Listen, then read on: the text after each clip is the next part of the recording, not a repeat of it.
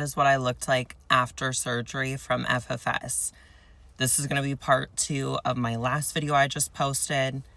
This is just going to be getting more in detail of who I went to, because there seems to be a lot of speculation, and I just want to clear the air of who I went to, because I don't want people to think I went to this clinic when I didn't.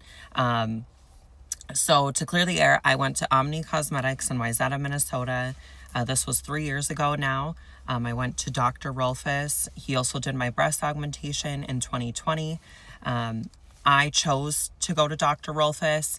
I know multiple friends that have gone to him and have had great experiences, and I can attest to their results.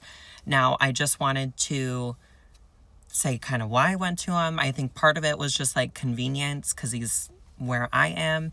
I didn't want my previous video to be, this is who you need to go to, this is who you shouldn't go to. That's really up to you. I would say overall, I'm happy with my results, and I think he's a great doctor. I think he's very kind. And now I think his team and his coordinators, it's a little all over the place. And I think if you're going through insurance, you may just not have the greatest experience. It's going to be different from when someone's paying cash. And I can also say from my friends that have paid out of pocket, I think they had a little bit of a better experience, because for one, it's not as stressful, and you don't have to deal with the insurance and the appeals and the claims and all of that. But I think you're also treated a little bit better. So I'm not going to say that for a fact, because this is all my opinion, or alleged, whatever. But I do think when you use insurance, you do kind of get secondhand treatment. Additionally, I think the drag queen comment was completely out of touch, and I don't think she meant it. The coordinator, I'm actually going to post that email after I kind of called her out, and she apologized, and I think that's great. But I just want to show that for context, that she did say what she did. And at the time, she's right, I was working at MAC Cosmetics, but never did I claim to be a drag queen. So I don't know where she got that portion.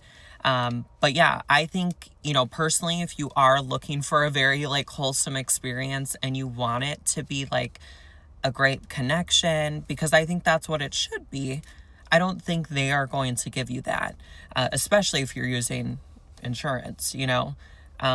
I think getting your face done is probably one of the most intimate surgeries you can get in your transition. I would say most people consider this the most important. Now, that's obviously opinion. To me, that I think was the most important surgery. And if I could do it again, I don't know if I would go through them, just because I feel like there is a lot of other great doctors. If insurance was paying for it, I probably could have went through Dr. Harrison Lee, because he also works with insurance. He doesn't advertise that, but he does. That's probably who I would have went to, because I feel like he's a little bit more personable and just has more experience. But again, I'm happy with my results.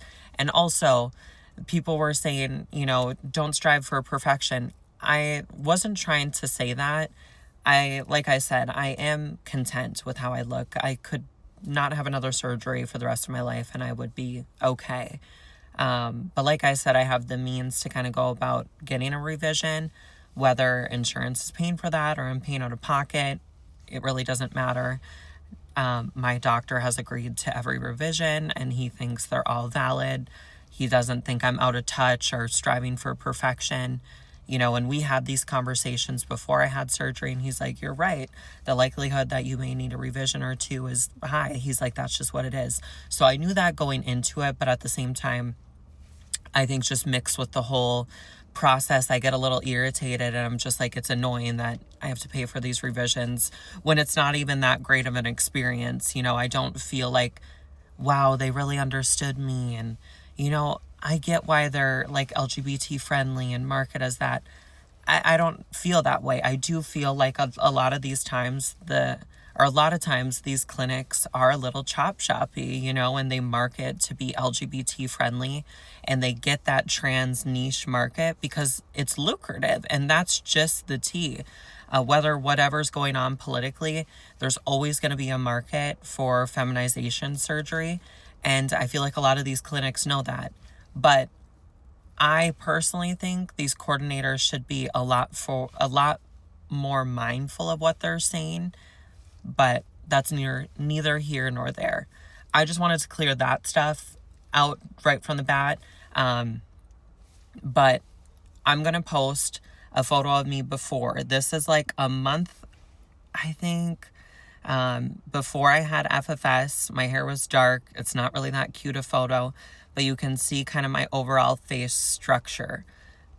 I think I was still cute before. I didn't have like that horrific of experience. I wasn't being clocked. Honestly, I feel like I was overall pretty feminine before. My jaw was just a little harsher. And then I'm going to post some more pictures of me immediately after. You can see my staples, my sutures, the bruising, the hairline scars, pretty horrific even still. That's definitely the worst. I have like hair thinning. I wear wigs, so you can't really tell. But that's still pretty gruesome. And then I'm going to post some photos of me after. You'll see my passport photo, which was taken on a different Canon photo, or camera, I should say. So some of these photos, keep in mind, it's like an iPhone camera. It's like the clinic's camera. So they kind of all look a little different. And then I'm going to post another photo of me with no makeup. But obviously you can see I have no makeup on. And this is how she looks. Girl, my hair is a little frisky, but I think I still look good. And then I'm going to post, now this one's horrific, but me before, no wig on, girl. My makeup was atrocious in this too. And this is like 6 months, I think, after FFS. And then this is like 3 months ago. Also, these two photos, I'm wearing a wig. So keep that in mind. That one, you can see my real hair. And my hairline's definitely improved dramatically. But you guys kind of get the point. And none of those photos have any type of editing. And they're literally just what they sent me. So again, I just wanted to take a moment to just kind of break all that down. I could probably do a couple other parts getting more into the nitty gritty. I really didn't think that video would have that many comments or that many views. I honestly was just having a mental breakdown during work, and I just went in my car and I was like, I need to talk about this experience and how atrocious this insurance process is and how I feel this clinic is allegedly not being truthful about appealing it. I think they're going to do it when it's convenient for them, when it's maybe a slower season, because I know the appeal process and how long those things take. One of my best friends works for an insurance company that I'm going through. So, and all of these things you can find out by calling the clinic, or insurance, I mean. So, but yeah, if you guys have any more questions or any I guess comments, just let me know. I've been trying to respond to as many things as I can. I appreciate everyone's feedback, advice, and their opinions, but yeah, that's just kind of been my experience. So thank you guys for watching, and I'm going to continue posting more content like this.